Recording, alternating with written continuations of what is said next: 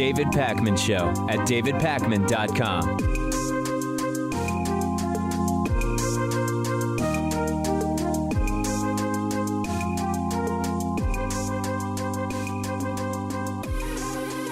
The topic of taxation comes up on the program a lot, and the reason it comes up is because taxes are both a political issue and an economic issue and a social issue when it comes to what our society's priorities via taxation and who we want to be taxing.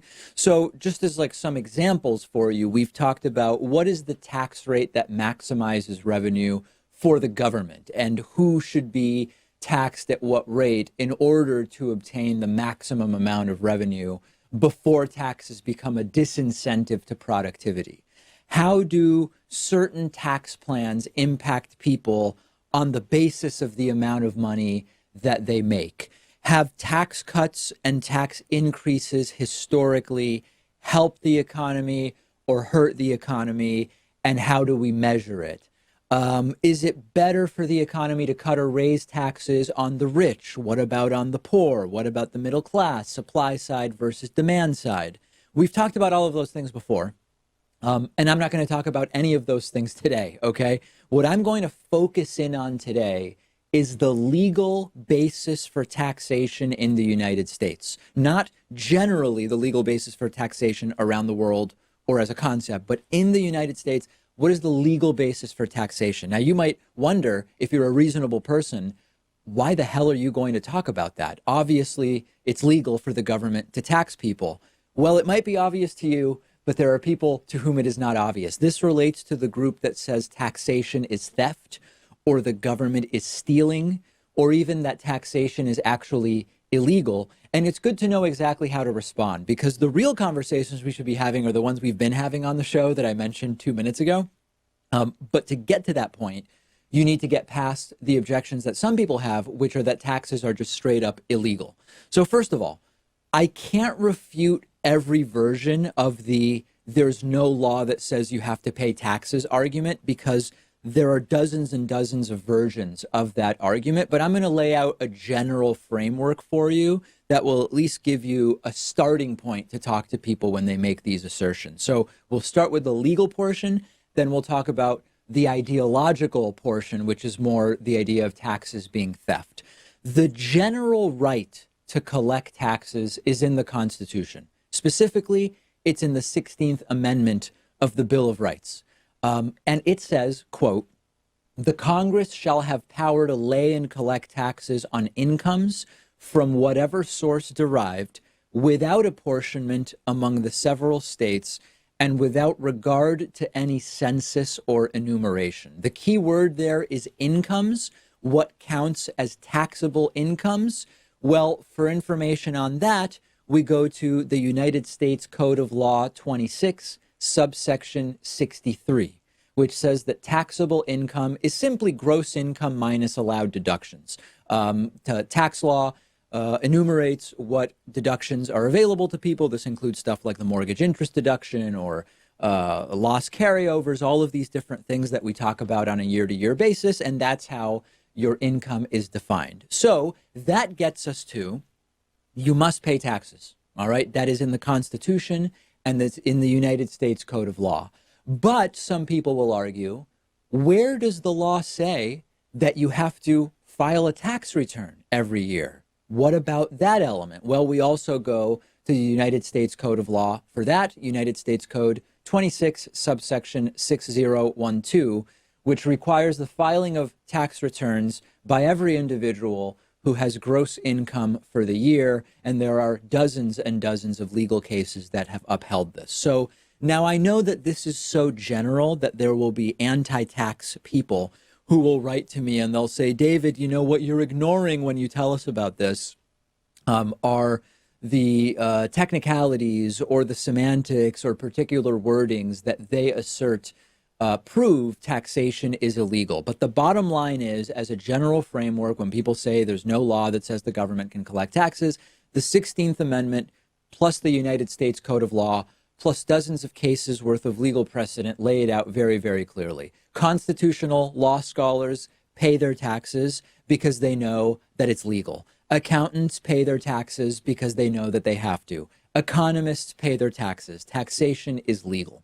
So let's now move on to the sort of more ideological, political argument that taxes are theft, okay? The main argument is that taxation is theft because you don't have a choice about paying taxes. If you don't pay your taxes, men with guns, as they like to say, will show up and put you in jail or prison. It's an initiation of force, and therefore taxation is theft in the ideological, political sense. Number one, men with guns as an argument for improper initiations of force is silly in and of itself. I don't want to focus on that piece today because I feel like it's not really central to what we're really trying to figure out here. There is a social contract which includes taxation. Enforcing taxation by the government is merely enforcing that contract. Now, anti-tax libertarians will say, I never signed that contract. How can I be party to a contract that I never signed or agreed to participate in? Well, actually, you did, okay? One possibility is that your parents chose for you to live in the United States after you were born. They have power of custody. That's the law.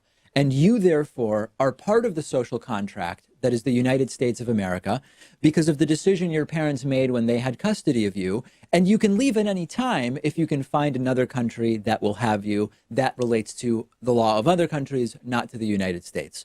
If you immigrated to the United States, you signed the contract called the USA when you took your oath of citizenship.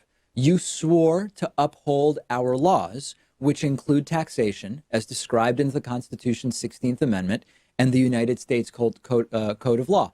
If you're not a citizen, but you're here as a permanent resident or on a visa or with a green card, you did the exact same thing as part of receiving that apparatus, which allows you to be in the United States legally. The fact that you may not have physically signed it is really meaningless. If you go to a restaurant and order food, would it be valid to say, I don't really owe the restaurant any money because I didn't sign a contract? No, that would be a really dumb argument. It would be a childish libertarian argument. And that's exactly the argument that they are making when they say that taxation is theft. Now, let's go to the next part of their argument, which is that you don't have the option not to pay taxes to the American government. That's also not true. And it really comes down to, what do you mean by options? If you truly don't want to pay taxes to the United States government for whatever reason, you have the option of not working. That's your call. How you survive would be up to you to figure out in a libertarian paradise, but it is your call. If you don't want to pay taxes, one way is not to have any income. Number two, you can leave the country. Now, as I mentioned, you would then be subject to the laws of other countries in terms of whether you could even live and work in those countries. And by the way, other countries also have taxes, so that would be sort of a practical limitation. You can also lobby to have the law changed so that there are no more taxes. Now, I think it would be difficult to do that because most people understand that we need taxes. Humans not in a state of nature working in groups that are bigger than 150 people, to pick a sort of evolutionary relevant number, need taxes. There's simply no other way to carry out a lot of these basic mechanisms for human life. So I think it would be difficult to go ahead and convince enough of the population that we don't need taxes. But you could also lobby to have the law changed. You could lobby your elected officials or whoever else. And then number four, you could also just take a chance on not paying your taxes and see if you get caught. Maybe you wouldn't. That would certainly be a choice that you would have to make. So taxes are not illegal. The 16th Amendment, the United States Code of Law lay all of that out. And taxes are also not theft. You have a number of different options if you don't want to pay taxes to the United States of America. This is relevant, shockingly, because there is a surprisingly high portion of libertarians that believe this. Now, I know that lots of sane libertarians will say, I'm really more of a social libertarian. I'm more of a constitutional libertarian, or they will apply civil libertarian, other words to it. But there are libertarians that believe this stuff, and you have to get past this in order to get to what I consider to be the really important questions about taxation, meaning what should be the priorities of taxation? Who should be paying taxes? How much should they be paying? And how should that money be spent? And what the society most benefit from the usage of those taxes on? If I'm missing something, if you think that the legal framework that I've laid out is not sufficient to defend taxation as a legal mechanism, I want to hear from you. I'm on Twitter at @dpakman, and the show is on Twitter at David Pakman Show. Let me know, and I will be more than willing to have my mind changed if you make a coherent and compelling argument. The David Pakman Show at davidpakman.com.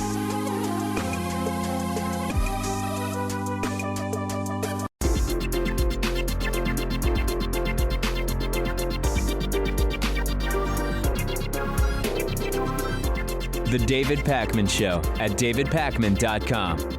Today's new member of the day is Trevin Pless. Trevin, thank you. I really appreciate your support. Also want to say thanks to John Sheehan. John Sheehan is today's Hall of Fame longtime sustaining member of the day. John's been with us for almost 5 years. Trevin and John, thank you. If you like the work that we do, if you think that the work we do is worth just a couple of pennies for each video that we upload to YouTube, or 30 cents for every hour podcast that we do, it's not a lot of money. Go to www.joinpakman.com, select the membership. You can discount the membership of your choice with the coupon code THISIS2020. This is 2020. It'll save you 40%. It drops a yearly membership to just $36. It drops a monthly membership to just $3.60. And it goes a long way to support the work that we do. It allows us to distribute the program at no cost to 200 radio and television stations.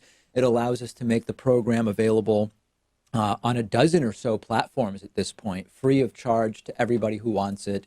So this matters. This actually makes a difference. www.joinpakman.com. Patreon, also available at patreon.com/David Pakman Show. We have a David Pakman Show subreddit on Reddit. It is one of the biggest subreddits of any progressive political show, approaching 10,000 subscribers. And I encourage you to go to davidpakman.com/Reddit, see what all the hubbub is about, subscribe, participate in the discussion. I noticed this morning when I was looking at the subreddit a post about the frequency of the fake David Pakman quotes. A user says, "Hey, moderators, you should probably shut down the fake quote meme. Maybe some of these are funny as inside jokes, but putting a bunch of images online associating fake quotes with David Pakman's name and face isn't much different from actively spreading misinformation about his views." I am kind of mixed on this, Pat. We'll put up a few of the examples of these fake David quotes for people to take a look at. I agree that it would be potentially damaging for things I haven't actually said to be put on these quote images and sent around the internet. They could be misinterpreted as things that I actually said, but they're also really, really funny and often deal with the fact that when people call in to the show, we can't hear them, or they're on speakerphone, or it sounds like they're in the middle of a war zone. So I understand the concern, Pat, but they're also really, really funny, and they do reference some pretty clever inside jokes, including when I say that we're going to edit out an entire portion of the show where something mildly embarrassing happens, even though we do the show as if it's a live show, so we don't actually do that. I get the concern, but I think overall it's pretty damn funny. Yeah, you don't want to see what actually gets cut out from the show. We're going to hide that forever. I think it's funny. I think the humor outweighs the potential for people to think that you actually said those things. So I say, let's keep it going. Let's keep it going. Yeah, I like it as well. And like you're pointing out, the things that we actually edit out, we would never even joke about it. We just make it disappear, and it ends up not even on the cutting room floor. It ends up in the recycle bin of Pat's computer and then removed, never to be found again. So anyway, I get it, but I think it's a pretty funny gag. Also from the David Pakman Show subreddit, crisis averted. Hillary Clinton makes it official she's not running in 2020. I never really thought that Hillary Clinton was going to run in 2020. I know that there was a brief moment in time where I think something she said was asserted to mean that she hadn't made a decision one way or the other. But I don't know about you, Pat. It never struck me as credible that Hillary Clinton was going to be running again for president this coming election. Well, the best case that she has for making another run is that she won the popular vote in 2016 by 3 million votes. I would say, though, the worst case that she has, the thing that's strongest against her, is the fact that her popularity right now is lower than Donald Trump's. How that is possible, still, I have no idea, but definitely a good decision. Don't run again. Yeah, I think it's the right decision. I think that Hillary Clinton running again in 2020 would have created like 3 or 4 different layers of issues. The relationship to the DNC would be one piece, even if the DNC has, quote, reformed to some degree. The fact that there is, to whatever degree you believe the DNC was favoring Hillary Clinton, and I know that our audience disagrees about what that degree is, but I don't think anybody could say that there was no degree to which the DNC favored Hillary Clinton. That's a problem. Number 2, there's always this idea of, do you want to run someone coming off of a loss? That's a question around a Beto O'Rourke candidacy. There are a whole bunch of different questions around that. And then number 3, as Pat is pointing out, Hillary Clinton is even less popular now than she was at the time of the 2016 election, based on one poll that I saw. Polls may conflict about that. So I think that this is the right decision. I don't find that this is surprising at all. And the biggest question now that remains is Joe Biden going to run? I see Joe Biden, Pat, as the kind of centrist establishment person that would be similar to Hillary Clinton in terms of the role he plays within the Democratic Party. But I don't know if you agree with that. I do agree with that. And if Joe Biden decides not to run, then I think Kamala Harris would take that position. That would be the establishment choice. I do think Biden will run, though, especially because he's almost at the top of every poll right now. So in a way, it would be silly for him not to run. We will see whether Joe runs, and no more discussions about Hillary Clinton 2020. She's not running. She said it, much to the chagrin or delight of different people, depending on who you like and what your politics are. She's not running, and I think we're ready to move on. Join the discussion on the subreddit at davidpakman.com/REDDIT. There are 2 economic issues that I want to talk about with you today, which people are often confusing with each other, and Donald Trump actually seems very, very confused about the 2. On the one hand, you have the federal budget deficit. On the other hand, you have the national trade deficit. These are 2 different things. And historically, Donald Trump has confused the 2. I don't want you confusing them, because if you do, it's going to be very difficult to have a productive conversation about either of them if we're not properly distinguishing them. So as a sort of refresher, the budget deficit is how much the federal government spends versus how much it takes in.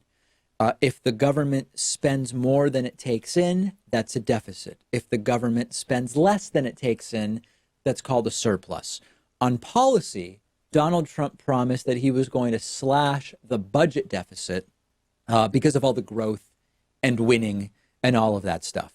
Federal budget deficit. On the other hand, you've got the national trade deficit. The national trade deficit is how much we export versus how much we import. If you export more, you have what's called a trade surplus. If you import more, you have what's called a trade deficit. The United States has had a trade deficit for a long time. I mean, since the mid-'70s as measured today, the numbers are very, very clear, and that trade deficit has grown pretty significantly over time, other than some reductions towards the beginning of Barack Obama's presidency. Donald Trump promised to get us a trade surplus, including with China. And in fact, part of Donald Trump's reasoning for doing the tariff program with China was that he believed it would help to reduce the trade deficit with them and maybe even get us closer to a surplus.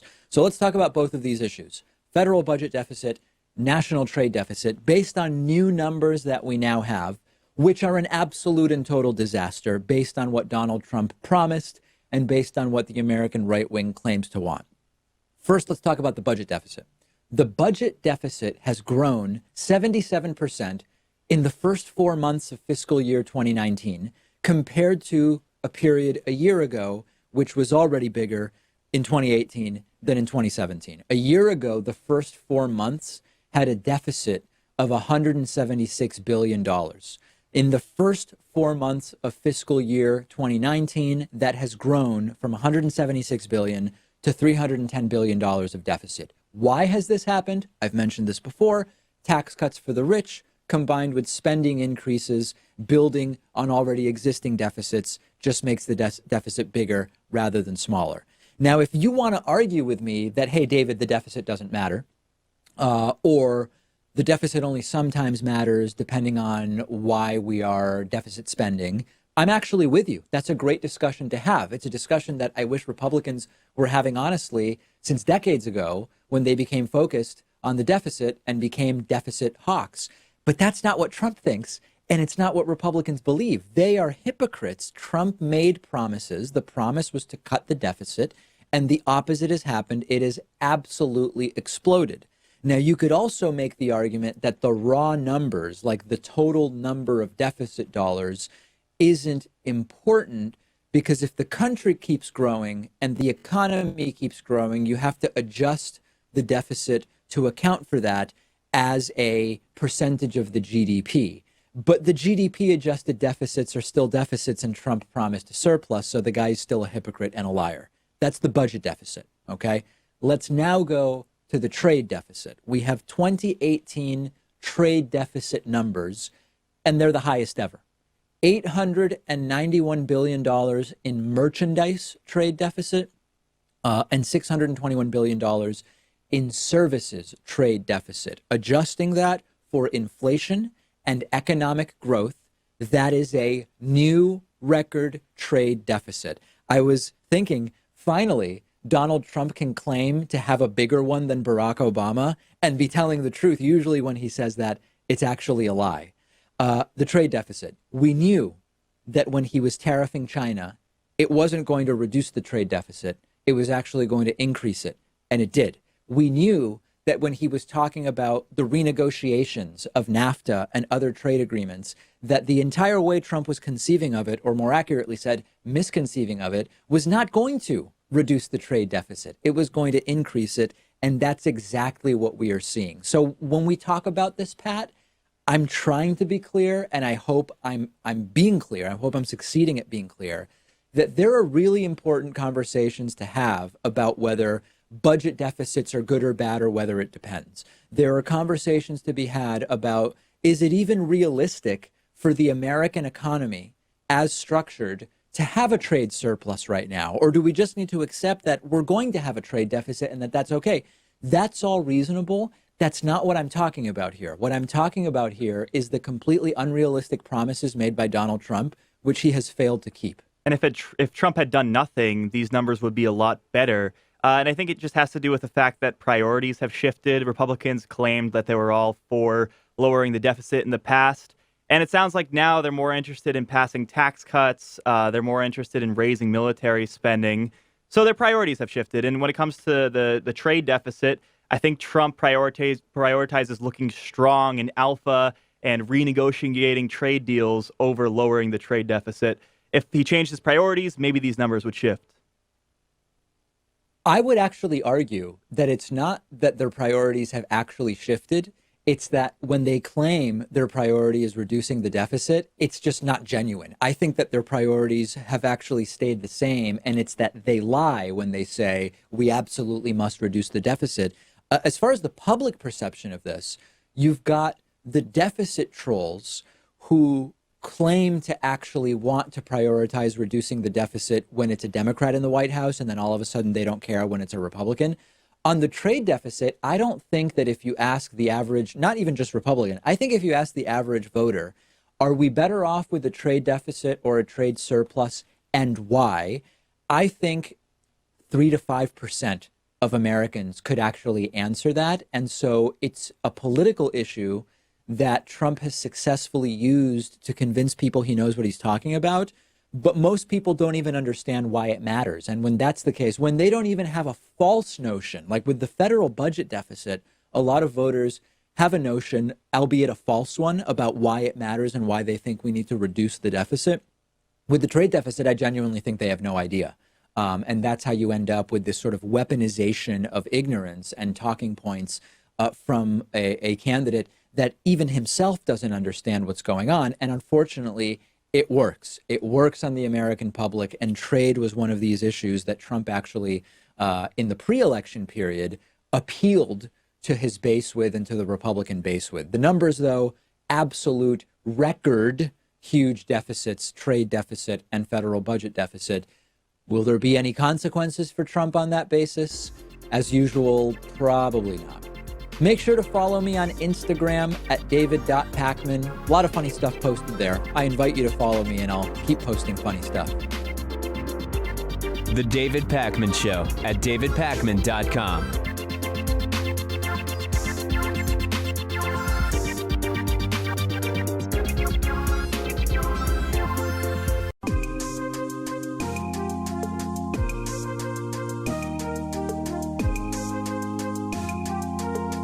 Welcome back to the David Pakman Show.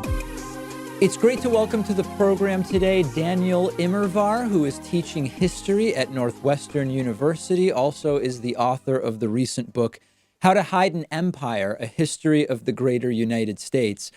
Daniel, thanks for joining me, first of all. I think this is such an important topic right now for a few different reasons. Number one, just understanding the history of the United States is something that we would all be better served to do, and I think we would be all better off if more people understood it in some degree of detail.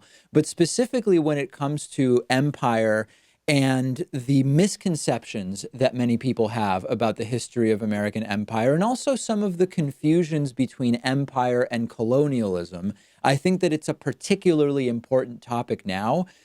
Give us a sort of entryway into the topic as your book describes it. How far back do we need to go to start developing our understanding of American empire? I think you need to go all the way back to the beginning.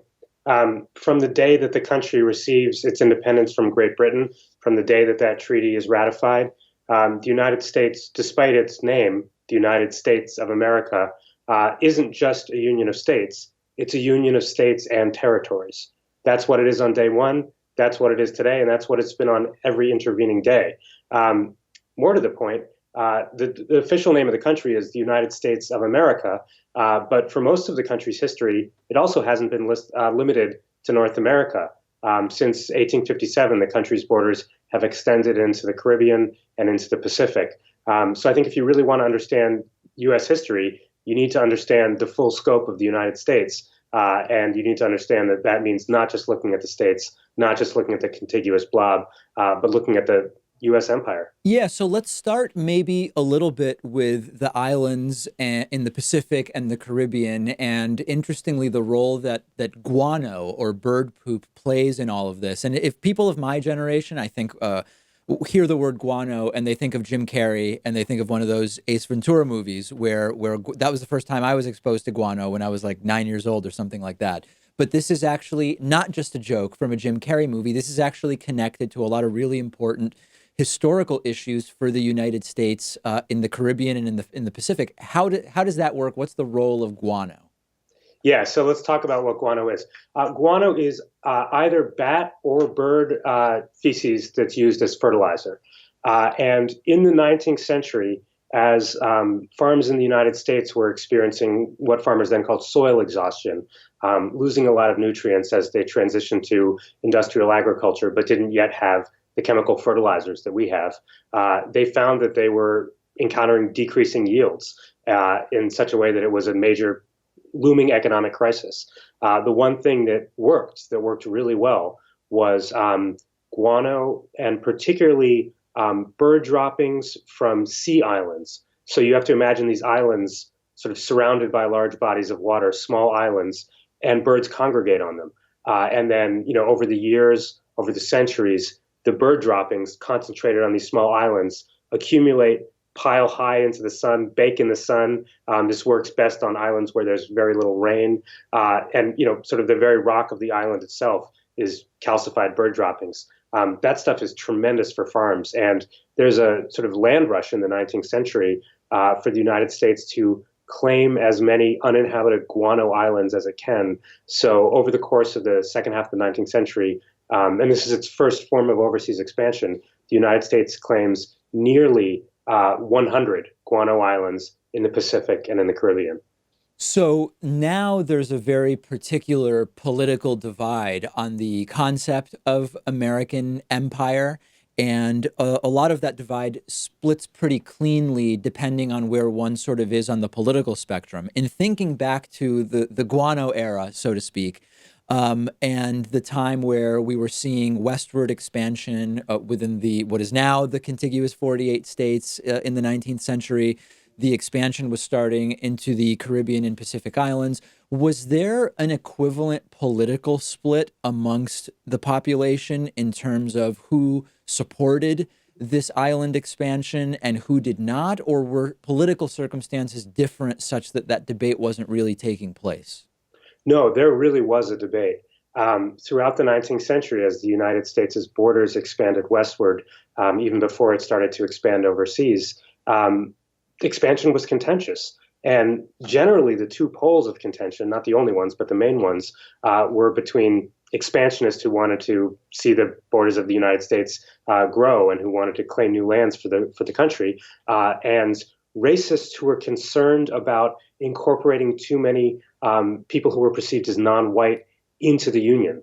So it's an interesting moment when the United States expands quite a lot over the course of the 19th century, but actually doesn't incorporate a large number of people as a percentage of its own population. And a lot of the borders of the United States, when it's expanding in the 19th century, are carefully curated so that the United States can claim, for example, as much of Mexico as it can get, while still claiming as few Mexicans as it can.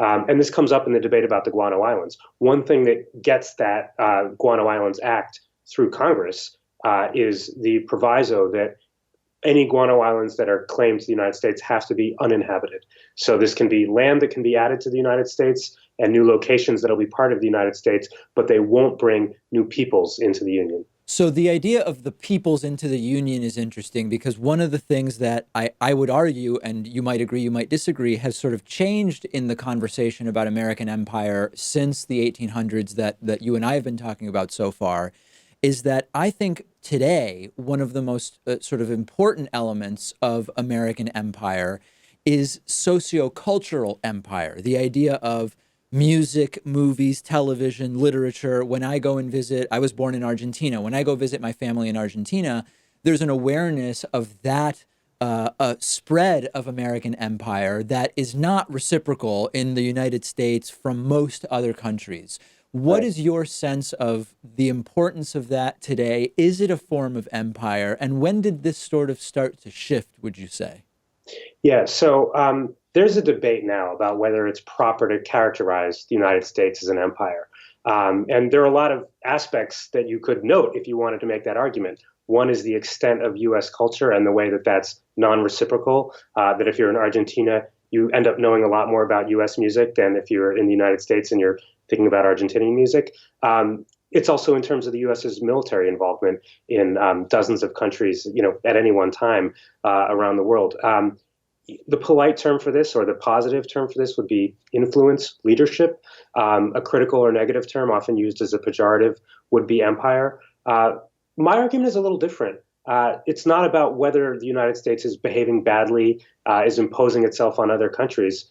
I just follow the territory, and I just look at the territorial shape of the United States and make a fairly obvious, observation that the United States has had territories, and particularly overseas territories, for the bulk of its history. So in that sort of analytical sense, it's just, on the map, the United States is an empire.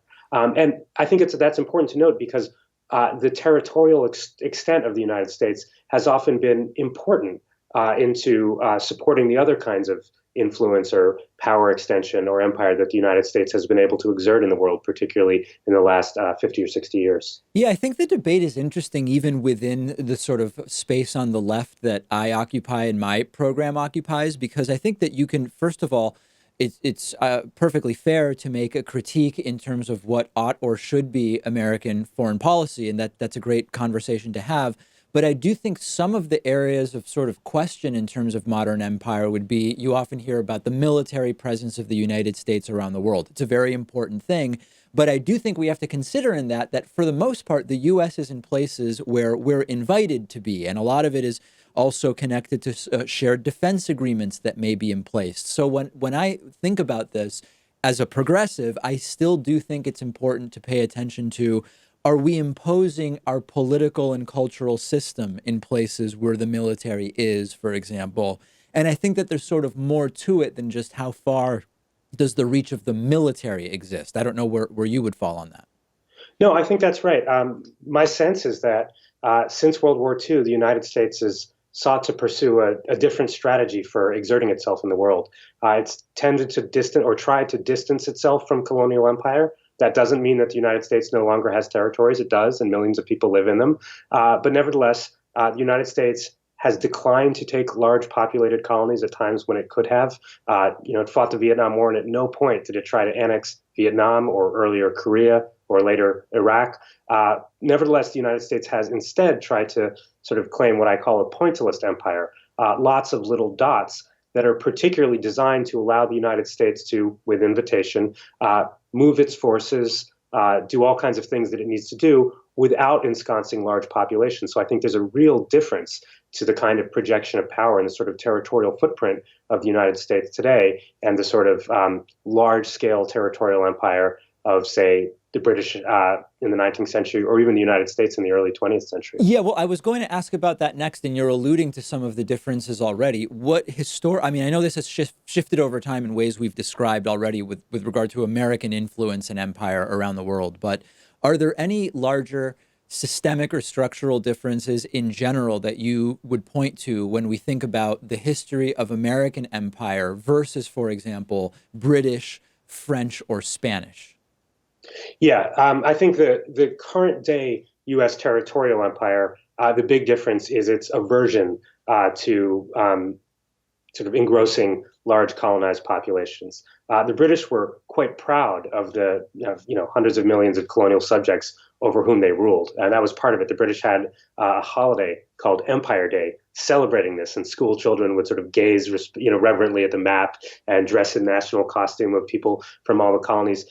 That's both never been really a part of the United States colonial tradition, even at a time when it had a fairly even more populous colonial empire than it did today, and also it doesn't seem to be the trajectory of the United States' territorial empire. It's more and more pursuing places that are far from populations where its military bases will less likely grade up against local populations and produce resistance. Often it seeks to station its forces on islands where it can, or on ships in the middle of the sea where there's really no local population.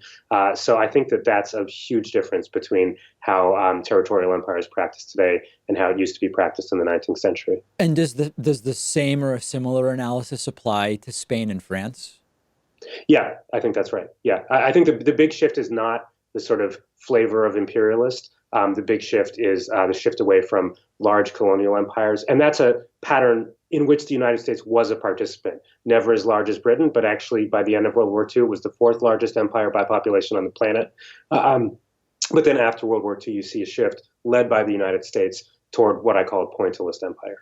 Let's talk now maybe about some more micro issues related to territories today. And we could talk about Puerto Rico, we could talk about Guam or other places. The political debate around those territories is almost exclusively focused around the possibility of statehood.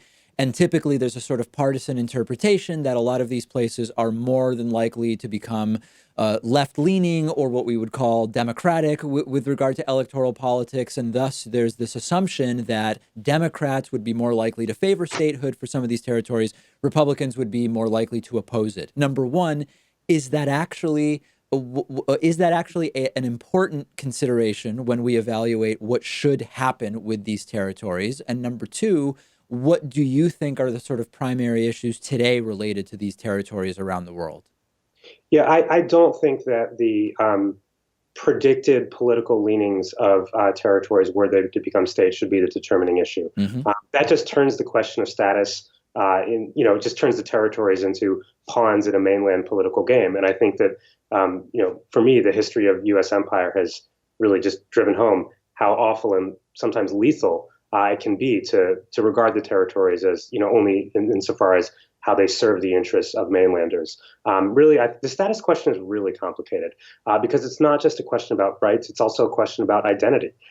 Economically, Puerto Rico would in some ways benefit from becoming a state. There are really good cultural reasons why a lot of Puerto Ricans resist the notion of statehood. There are also really good cultural reasons why a lot of them are excited about it, or at least acquiescent to it. But ultimately, I think that's a decision that needs to be made by the inhabitants of the territories. I mean, this cannot be we cannot continue this history, which has gone on for more than a century, of the political status of the territories being determined by people who don't live in the territories. We've been talking mostly about the book, How to Hide an Empire, A History of the Greater United States. The book's author has been speaking with me. He is Daniel Immerwahr, teaching history at Northwestern University. Daniel, really a pleasure having you on today. Pleasure being here. The David Pakman Show at davidpakman.com.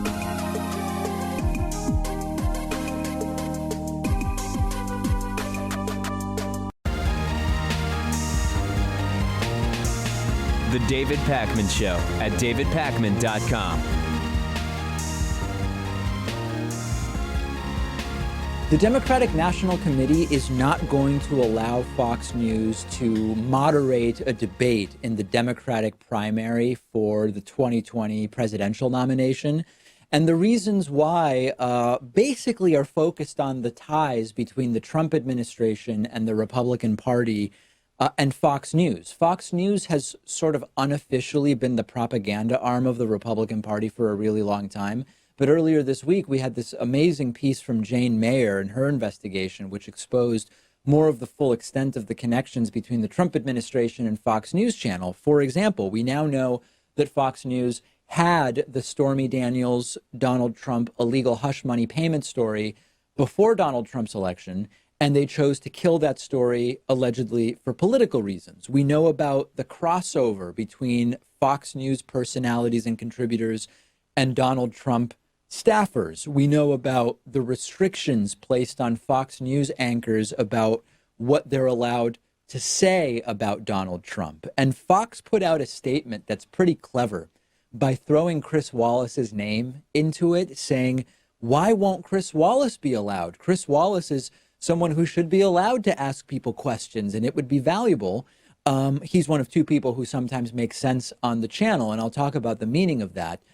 Fox News senior vice president and managing editor Bill Salmon responded to this decision by the DNC saying, quote, "We hope the DNC will reconsider its decision to bar Chris Wallace, Brett Baer, and Martha McCallum, all of whom embody the ultimate journalistic integrity and professionalism, from moderating a Democratic presidential debate. They're the best debate team in the business, and they offer candidates an important opportunity to make their case to the largest TV news audience in America, which includes many persuadable voters." This is straight out of Noam Chomsky and Edward Herman's propaganda model, okay? Let me just refresh your memory. I've said before, Shep Smith and Chris Wallace sometimes say logical things on Fox News. When the president obviously lies, they point it out, for example. And before I've hypothesized, does Fox News allow this as a form of sort of controlled opposition so that they can justify that they are actually a news station with diverse points of view who hold the administration accountable? And here they are saying, that's a bad decision because Chris Wallace isn't going to be allowed. And what the Chomsky-Herman propaganda model specifically predicts, this is a book from 1988, by the way, the original edition, I'm rereading it now.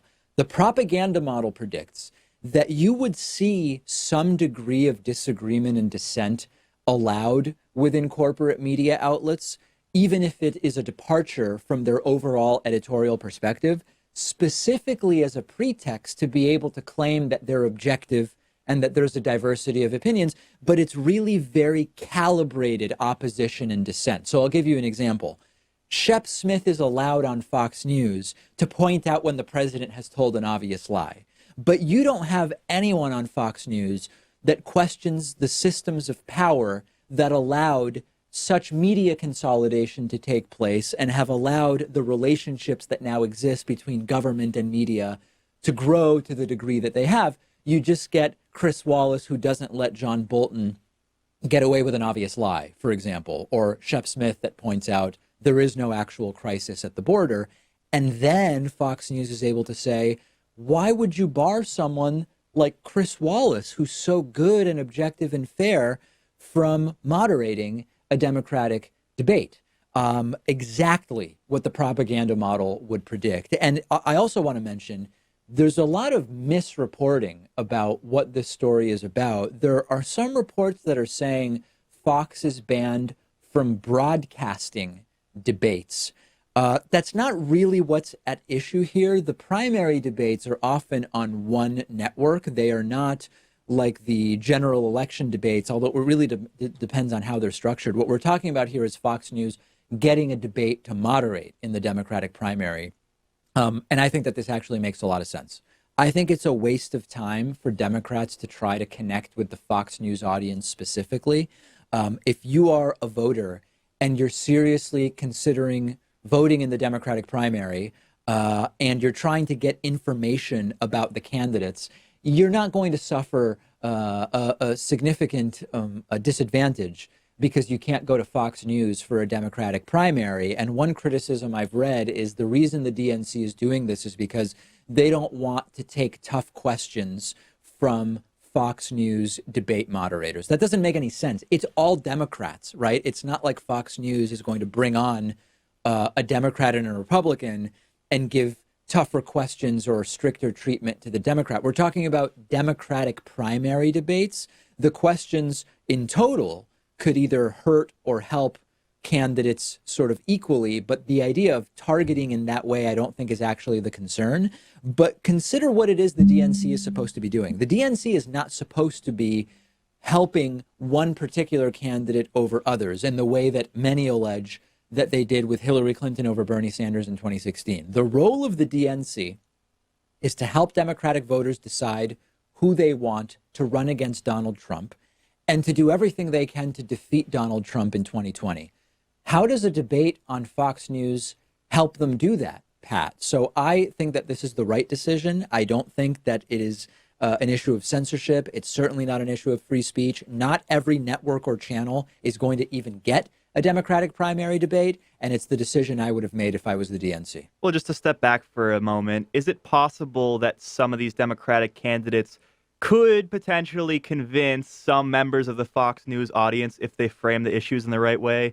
Like if a Democratic candidate talks about how it's unfair that some of the most profitable corporations in the world, some of the richest people in the world, barely pay taxes or don't pay taxes at all, I could see some Fox News audience members questioning that, right? Maybe being persuaded. Or if a Democratic candidate talks about how every other modern developed country in the world has universal health care, views health care as a right, and the United States doesn't, maybe that could raise some eyebrows from the conservative Fox News viewers. Maybe you could change some minds. I don't know. Maybe there's a potential for this to be good if you reach out and put Democratic candidates in front of a Fox News audience. But this is a primary. This is a primary. There's plenty of time for them to do that when we get to the actual general election debates. The risk is Fox will do what they did to me when I went on Fox. They give everybody this bad lighting. They make the room so hot that the candidates are sweating and they make them look uncomfortable and not good. I think you're right.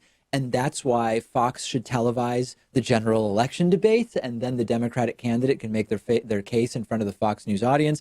I think it's the right decision when it comes to the primary debates. Not everybody gets to broadcast, to moderate a primary debate. Fox News is just one of the places where there will not be a Democratic primary debate, and I think that it's the absolute right decision. I have a cringeworthy bit of audio and video for you today. Donald Trump called Apple's CEO Tim Cook Tim Apple. Tim Cook is really well known in the business world, and Trump likes having business people around the White House. Now, a lot of them can't stand Trump. So, for example, Elon Musk bailed out of participating on some kind of business advisory panel for Donald Trump. Other CEOs have also said, I just can't work with the guy. But anyway, Donald Trump was able to get Tim Cook to go to the White House for something called the American Workforce Policy Advisory Board.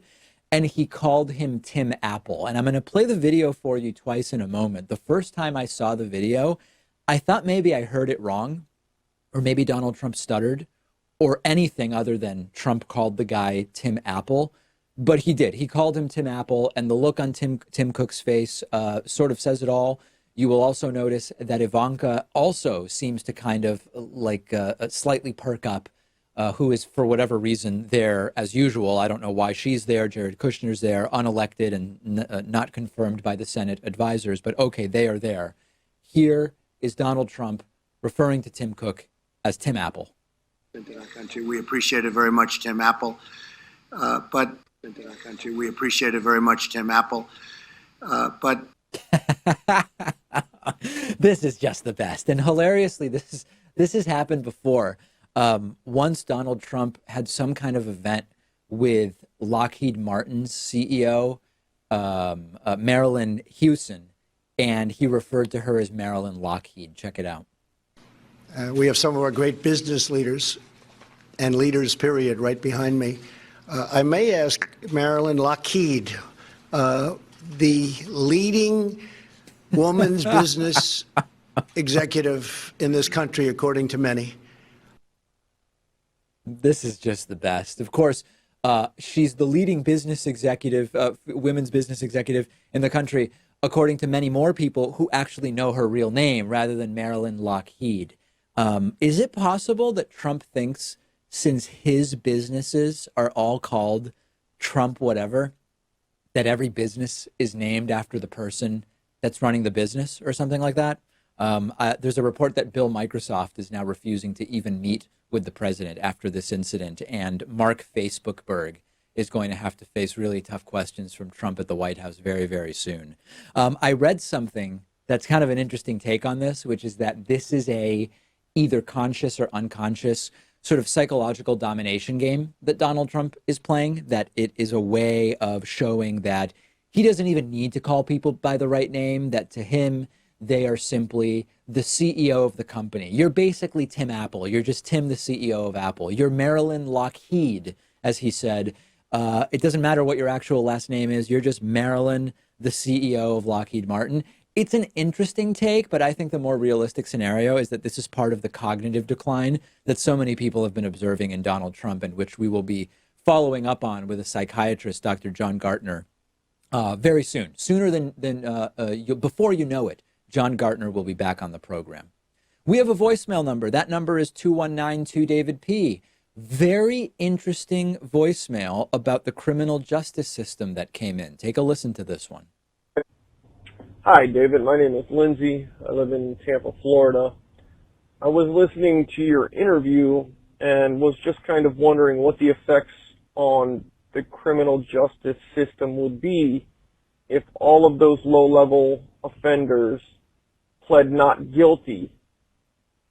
What kind of effect would it have on, the whole court system, from low-level misdemeanors all the way up to high-level felonies? Love what you do, man. Absolutely fantastic question. Absolutely fantastic question. The criminal justice system, the court system, would grind to a halt if they lost the benefit of what I call the plea deal industrial complex, where most charges do not lead to trials. And it is something that I've read sort of extensively about. If you actually were able to get the resources for a lot of these defendants, and if the sort of economic circumstances didn't prevent them from just having to take a plea deal, and you got more not guilty pleas, it would grind the system to a halt in such an acute way that there would be no choice but to reform the system and to change how it functions. But unfortunately, it all benefits from the fact that a lot of defendants don't have the financial resources to do it, and that for other reasons, it's also extraordinarily difficult. But very, very good question. We've got a tremendous bonus show for you today. We will talk about a House Democratic investigation into voter suppression in Florida. We've been calling for this since the midterm election, and it is actually starting up. The citizenship question has been blocked from the 2020 census. That's good news, and we will talk about it. And lastly, Uber has been found not criminally liable in the death of the woman who was hit by a self-driving car, which we reported on extensively up until this point. That is according to a prosecutor, and we will talk about all of those stories and more on today's bonus show. Speak to you then.